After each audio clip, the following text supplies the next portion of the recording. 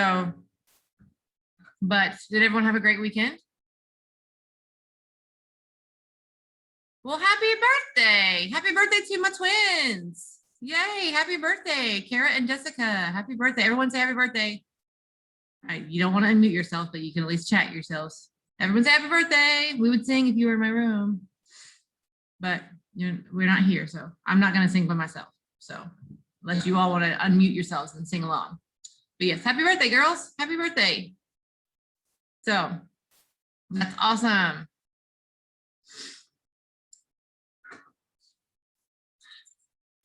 So I like birthdays.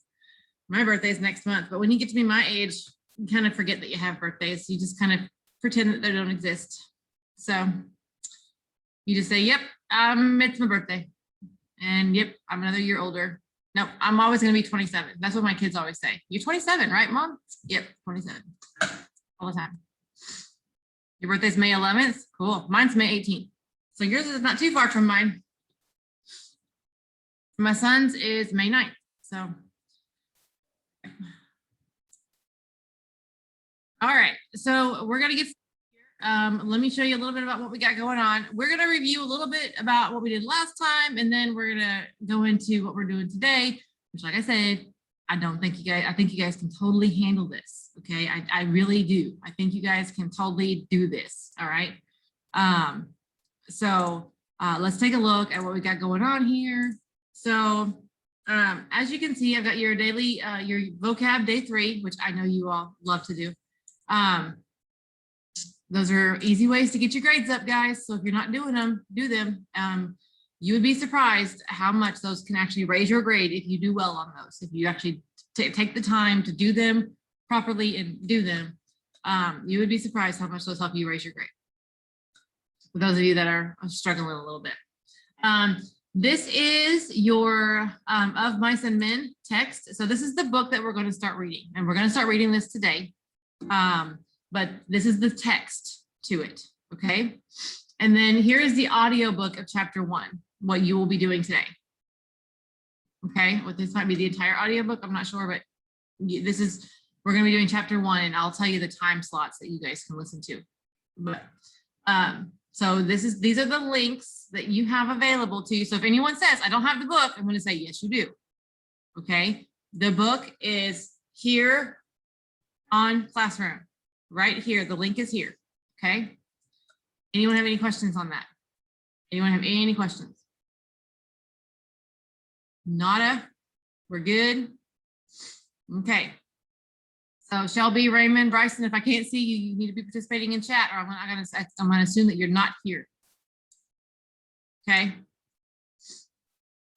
So, but yeah, if your camera's not on, I'm going to assume that you're not here. So I need to know that you need to participate in chat. So we're going to go back a little bit and talk about some of the background essay things that you guys may have found. So in the background essay that most of you actually did this assignment, which I'm really proud of you. You read the background essay that we had last time, which was, whoops, not that, not the questions, but this one. This right here, okay? Should have been read and then the questions completed for that as well, okay? Now, some of the terms, there are some terms in there that might be a little confusing.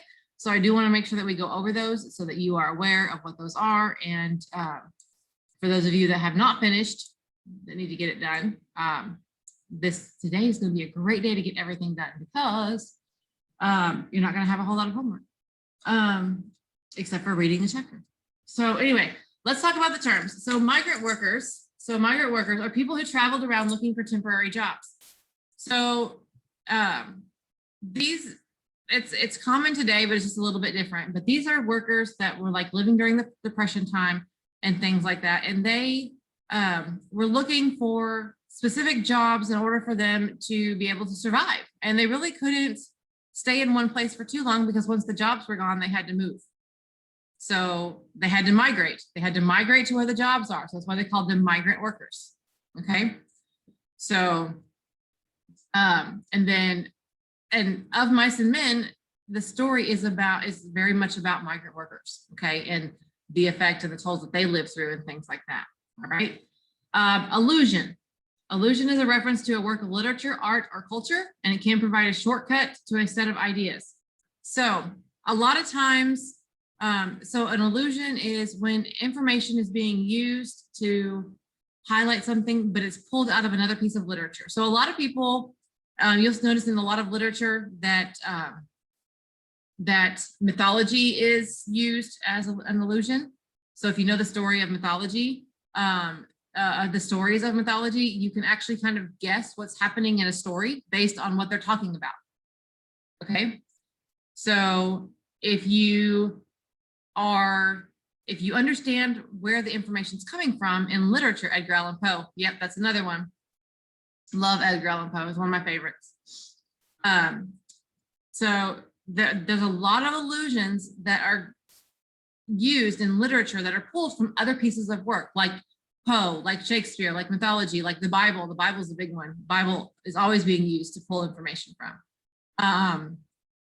And so all of these things are used, and as long as you know kind of the background of the story, then it can give you clues as to what's happening in the story the author is writing. Okay, so if you kind of know the background of the allusion that's being alluded to, then you can have more information about what's happening in the story. So when the author talks about something that has to do with another piece of literature, that's important. Okay, it's important because you need to understand what's happening. All right, it's to help you understand what's going on. All right, universal, applying to all people, places, and times. So that's pretty much, that's self-explanatory. It happens everywhere throughout the book all the time. It's the entire, it encompasses the entire piece of work. Okay, so universal is something that covers the entire piece of work that you're working with. So if something is universal, like a universal theme, that's the theme of the entire work that you are reading. Okay, all right. Foreshadowing, we talked about this last time. Foreshadowing is a literary device in which an author gives clues of what is to come. Again, these are hints and clues that tell us what could happen or what may happen. So it's always good for us to pay attention to this. These are things, if you guys haven't figured this out, you need to pay attention to the foreshadowing in the book. Okay, I would make a note of this as you go through your book and start writing and things like that, because you will have an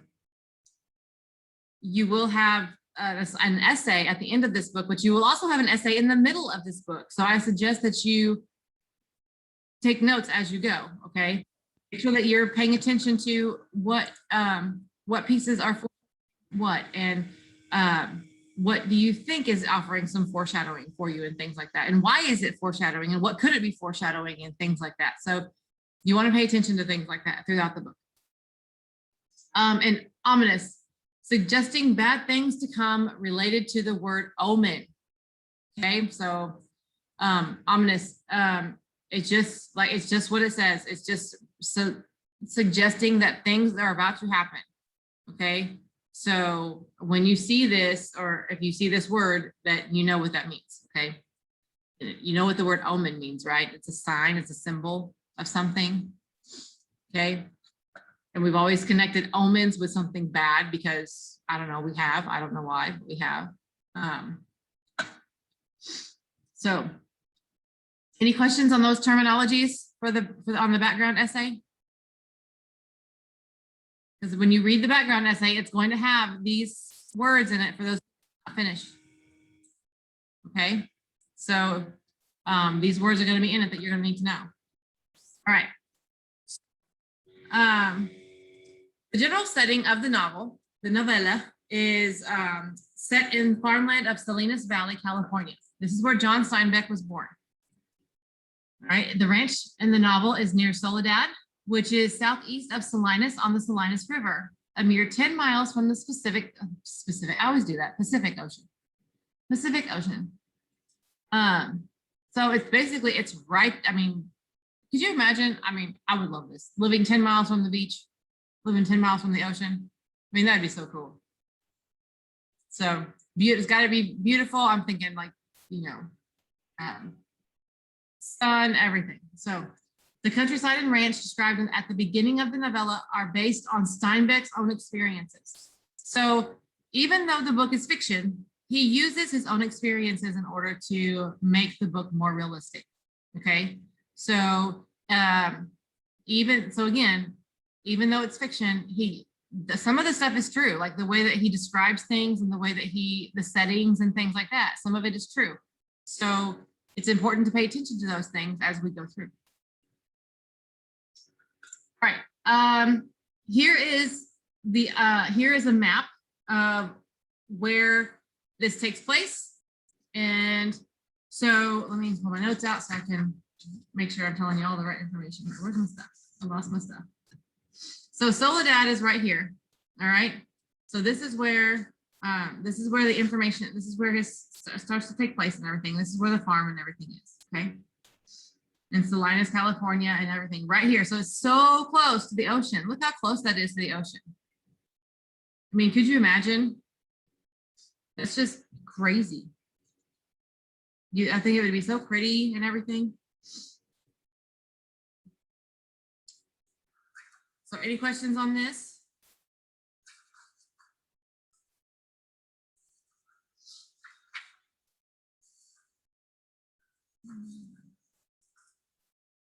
Nope. Nope. I'm getting nopes and nopes and nopes.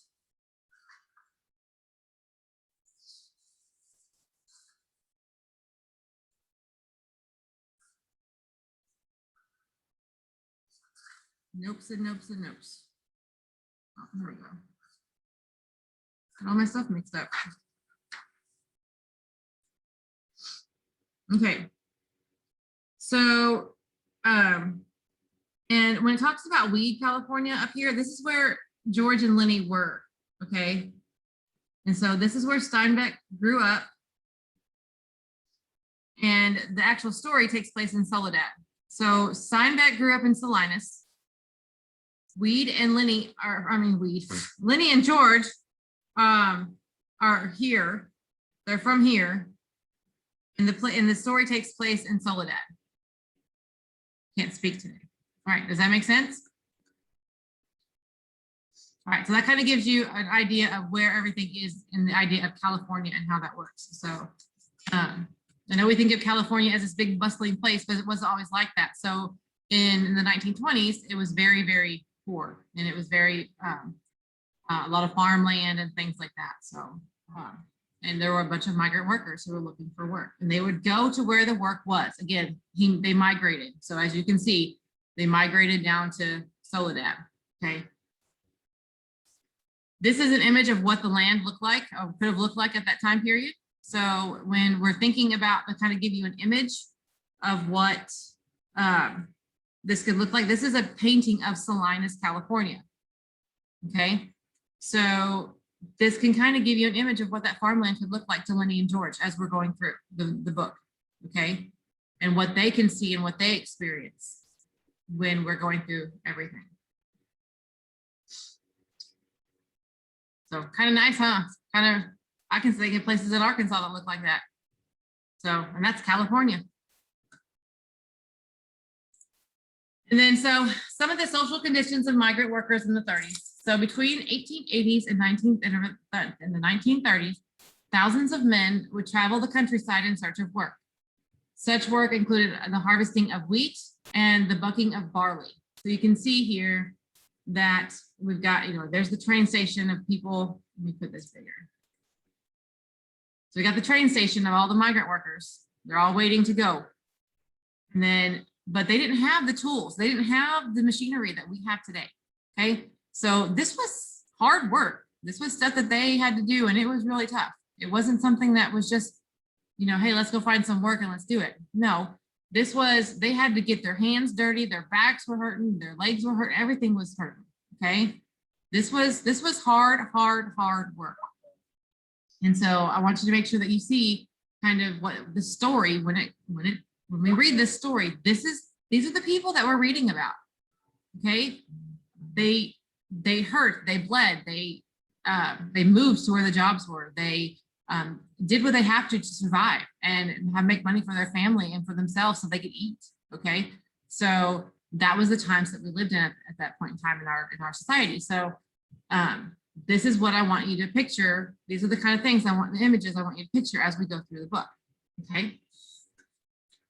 All right. Anything else? Oh yeah. And so these workers would earn $2.50 to $3 a day plus food and shelter. Okay. So could you imagine working that hard out there, bending over, bucking that hay and cutting that hay with the sieve and things like that? Could you imagine doing all that and making $2.50 an hour or $2.50 a day to do all that? But you get free food and you get shelter. How's that sound? Does that sound good to everybody? Yeah, I say some of you actually nodding your heads. You do a whole day's work for $2.50 as long as you got free food and shelter. It really was, even $2.50 wasn't a lot of money back then. So it wasn't a lot of money. Now it was money. It was better money than it is today, but it wasn't a lot of money. That was considered, I mean, for a whole day's work, I mean, that's probably pretty normal. So, but during the 1930s, unemployment rate was very high. It peaked at 24.9%. And with so many men searching for work, agencies were set up to send farm workers to where they were needed. Again, migrant workers, they moved around. In the novella, George and Lenny are given work cards from Murray and Reddy's, one of the farm work agencies. Okay, so again, you'll see all this in the book as we go through, okay? So any questions on any of this? Nada, nada, nada. Nope, nope. All right. So we're going to start reading the book, start looking at the book. And so your only assignment today, and I cannot stress this to you enough, ladies and gentlemen, that me only giving you this assignment today to read chapter 1, which we're going to start reading here together, because we have 20 minutes of class time left. And so I'm going to spend that 20 minutes of us reading the book, because I always hear people, I don't have time to read. I don't have time to read. Well, you know what? Yes, you do. Okay. So you have to make time. You have to make time.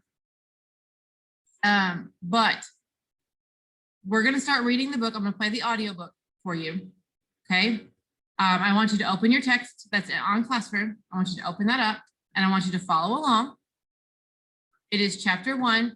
And guys, there probably will be a quiz or two next class period. So I highly suggest that you read. And when I say a quiz or two, I'm not joking. I mean a quiz or two. Okay. So I want you to read. I want you to read. All right. So any questions on that? All right. So let me pull up my, so you all have access to your text. Has everyone been able to get their text open? We're going to read some of it today. You've got today and tomorrow to read it. And you've also got the audio book.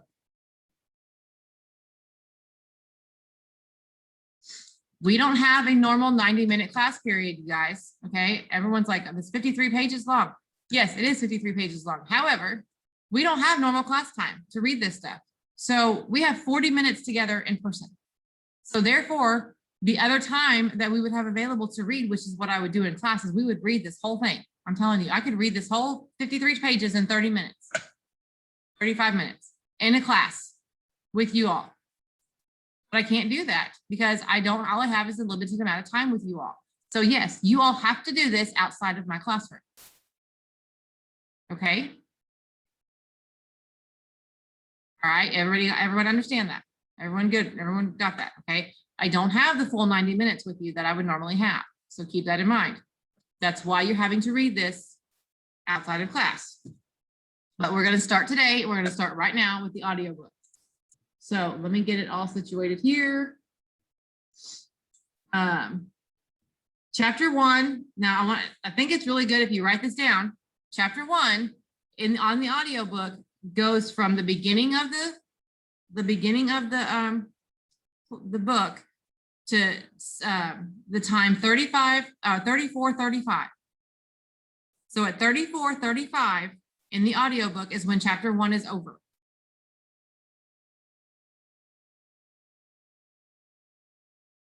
Okay. So that's only 30 minutes. That's like 35 minutes of your time. If you sit down and listen to the audiobook and followed along with the chapters, with the book. To read the book. I don't know. I don't know how many chapters are off the top of my head. I don't know. I believe there's only like 8. Not very long. I think there's only like 8 chapters or so. It's a pretty short book. Yeah. That's why it's a novella and not a novel. So. Okay. So is everybody ready? All right. So let me get my screen sharing on here for you. And let's see.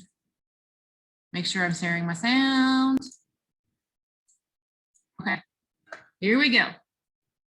Thumbs up if you can hear it. A few miles south of Soledad, the Salinas River drops in close to the hillside bank and runs deep and green.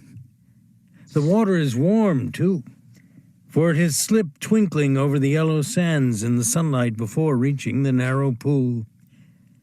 On one side of the river, the golden foothill slopes curve up to the strong and rocky Gabilan Mountains, but on the valley side, the water is lined with trees.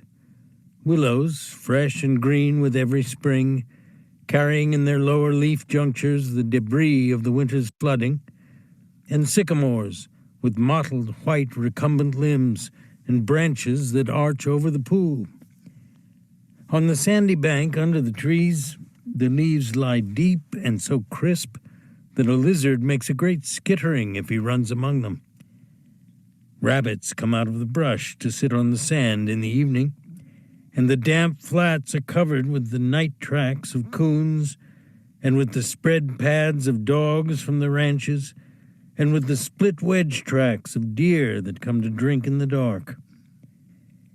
There's a path through the willows and among the sycamores, a path beaten hard by boys coming down from the ranches to swim in the deep pool, and beaten hard by tramps who come wearily down from the highway in the evening to jungle up near water.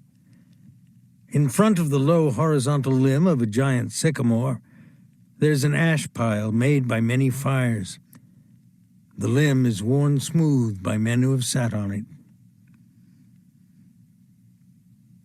Evening of a hot day started the little wind to moving among the leaves. The shade climbed up the hills toward the top. On the sandbanks, the rabbits sat as quietly as little gray sculptured stones. And then, from the direction of the state highway, came the sound of footsteps on crisp sycamore leaves. The rabbits hurried noiselessly for cover. A stilted heron labored up into the air and pounded downriver. For a moment, the place was lifeless. And then 2 men emerged from the path and came into the opening by the green pool. They had walked in single file down the path, and even in the open, one stayed behind the other. Both were dressed in denim trousers and in denim coats with brass buttons. Both wore black, shapeless hats, and both carried tight blanket rolls slung over their shoulders. The first man was small and quick, dark of face, with restless eyes and sharp, strong features. Every part of him was defined: small, strong hands, slender arms, a thin and bony nose. Behind him walked his opposite, a huge man, shapeless of face, with large, pale eyes, with wide, sloping shoulders. And he walked heavily, dragging his feet a little, the way a bear drags his paws. His arms didn't swing at his sides, but hung loosely. The first man stopped short in the clearing, and the follower nearly ran over him. He took off his hat and wiped the sweatband with his forefinger and snapped the moisture off. His huge companion dropped his blankets and flung himself down and drank from the surface of the green pool, drank with long gulps, snorting into the water like a horse. The small man stepped nervously beside him. "Lenny," he said sharply. "Lenny, for God's sake, don't drink so much." Lenny continued to snort into the pool. The small man leaned over and shook him by the shoulder. "Lenny, you're going to be sick like you was last night." Lenny dipped his whole head under, hat and all, and then he sat up on the bank and his hat dripped down on his blue coat and ran down his back. "That's good," he said.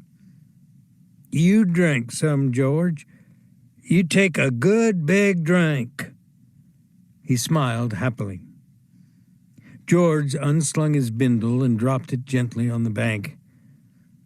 "I ain't sure it's good water," he said. "Looks kind of scummy."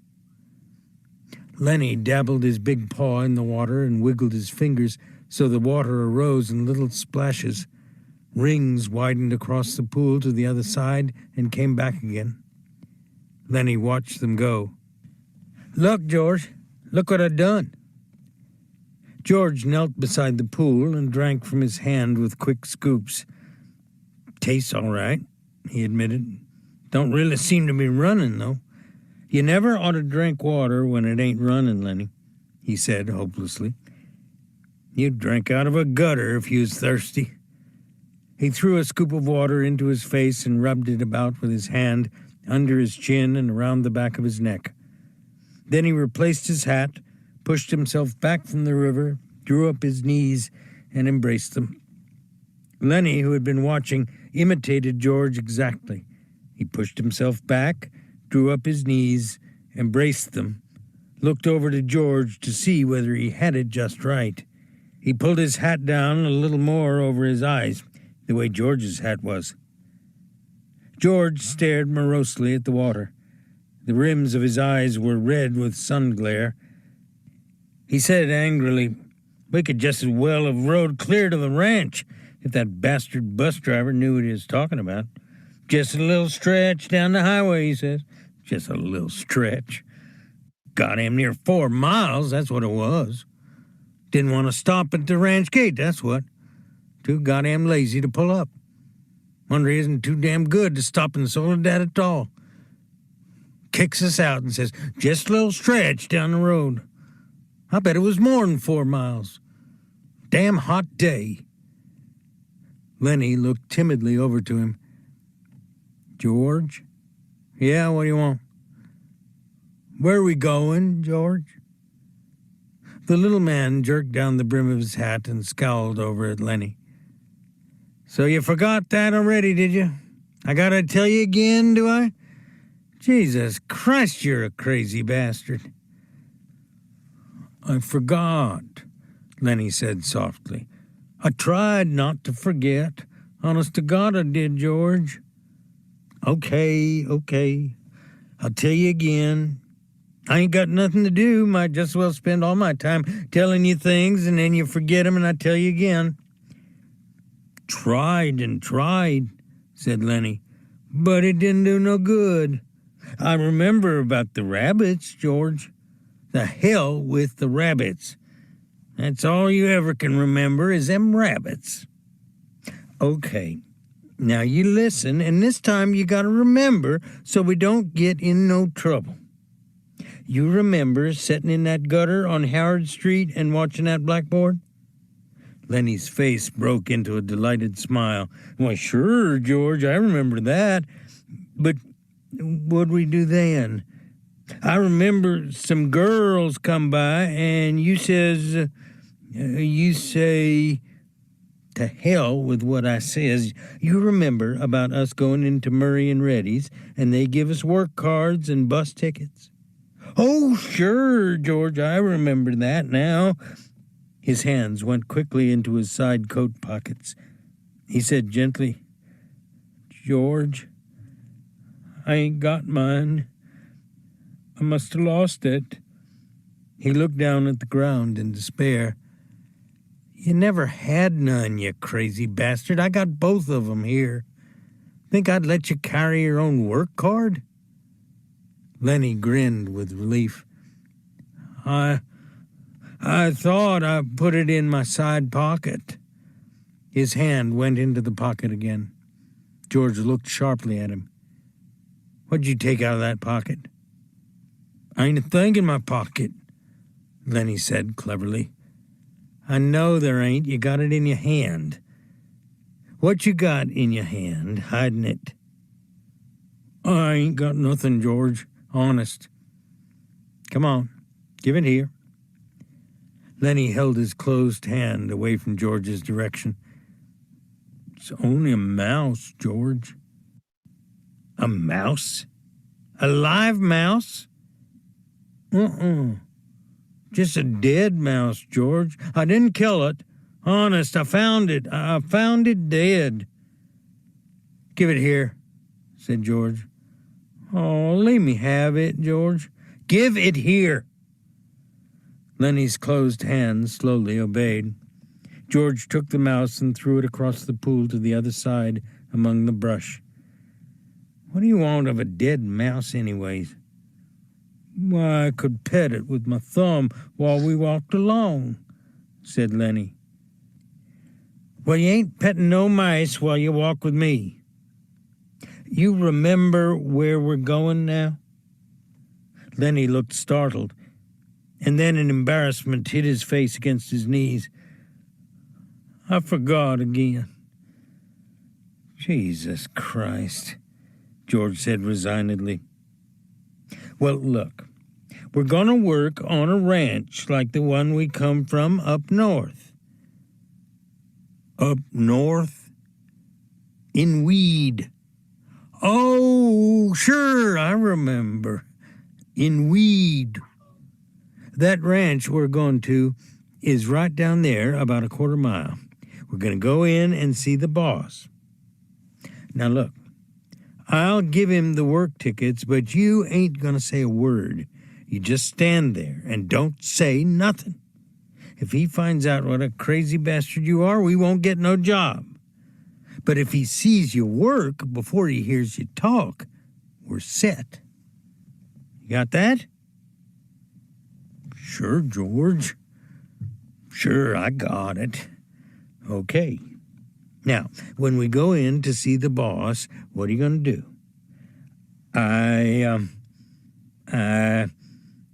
Lenny thought. His face grew tight with thought. I ain't going to say nothing, just going to stand there. Good boy. That's swell. You say that over 2-3 times so you're sure you won't forget it. Lenny droned to himself softly. I ain't gonna say nothing. I ain't gonna say nothing. I ain't gonna say nothing.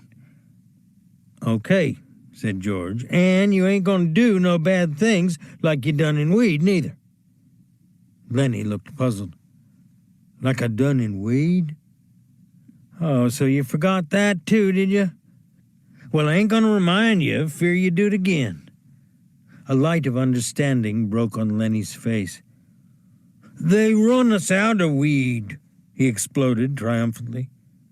Run us out hell, said George disgustedly. We run.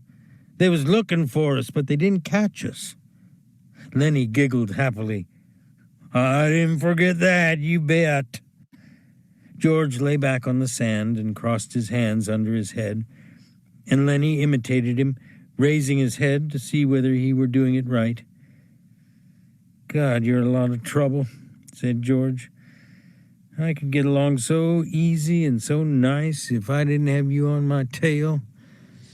I could live so easy and maybe have a girl. For a moment, Lenny lay quiet, and then he said hopefully, We gonna work on a ranch, George? All right. You got that. But we're going to sleep here because I got a reason. The day was going fast now.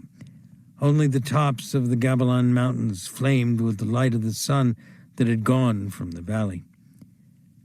A water snake slipped along on the pool, its head held up like a little periscope. The reeds jerked slightly in the current. Far off toward the highway, a man shouted something, and another man shouted back. The sycamore limbs rustled under a little wind that died immediately. "George, why ain't we going on to the ranch and get some supper? They got supper at the ranch." George rolled on his side. "No reason at all for you. I like it here. Tomorrow we're going to go to work. I seen thrashing machines on the way down. That means we'll be bucking grain bags, busting a gut. Tonight I'm going to lay right here and look up. I like it." Lenny got up on his knees and looked down at George. "Ain't we going to have no supper?" "Sure we are. If you gather up some dead willow sticks. I got 3 cans of beans in my bindle. You get a fire ready. I'll give you a match when you get the sticks together, and we'll heat the beans and have supper." Lenny said, "I like beans with ketchup." "Well, we ain't got no ketchup. You go get wood, and don't you fool around. It'll be dark before long." Lenny lumbered to his feet and disappeared in the brush. George lay where he was and whistled softly to himself. There were sounds of splashings down the river in the direction Lenny had taken. George stopped whistling and listened. "Poor bastard," he said softly, and then went on whistling again. In a moment, Lenny came crashing back through the brush. He carried one small willow stick in his hand. George sat up.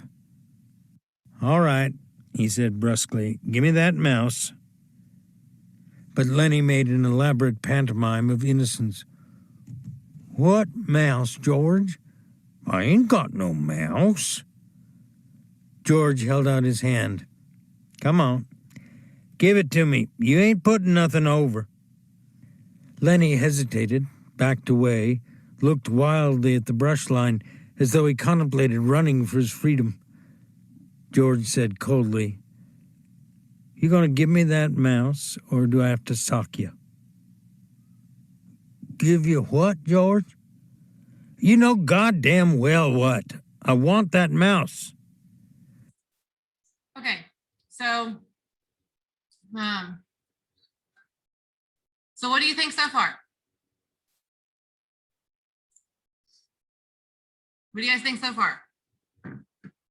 Yeah, good.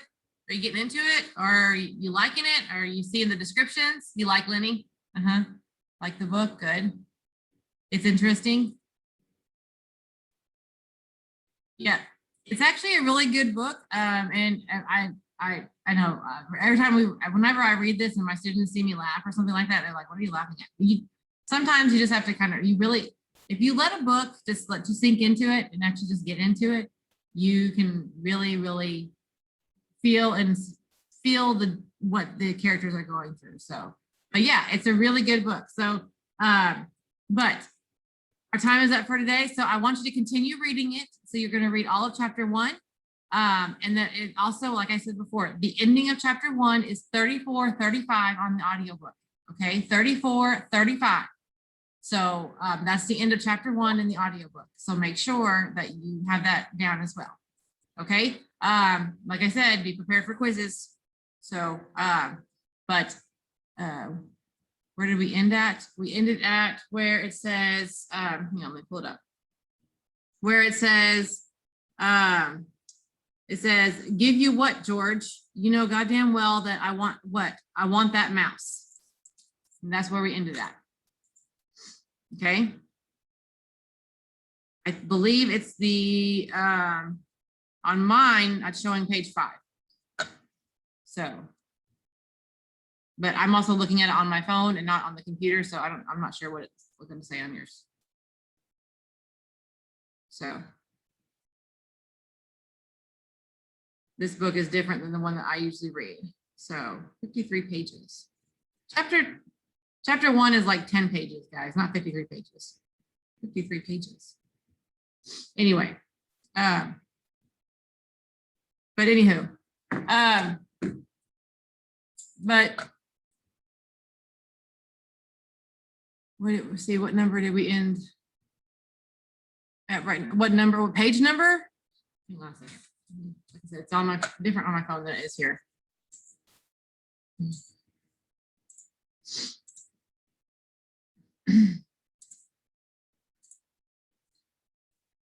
It's at the end of page 5 where it says, yeah, it is at the end of page 5. Give you what, George? You know goddamn well what? I want that mouse.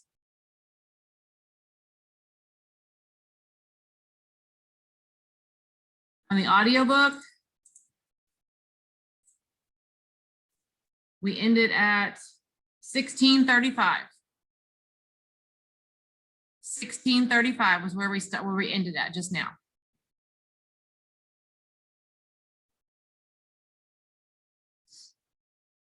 Okay. So this text that I gave you is the entire text, not just chapter 1. All right. So, but anyway, so read the rest of chapter 1, and then we, like I said, quizzes be on their way. All right. All right, guys. Have a great day, and I will see you all on Thursday.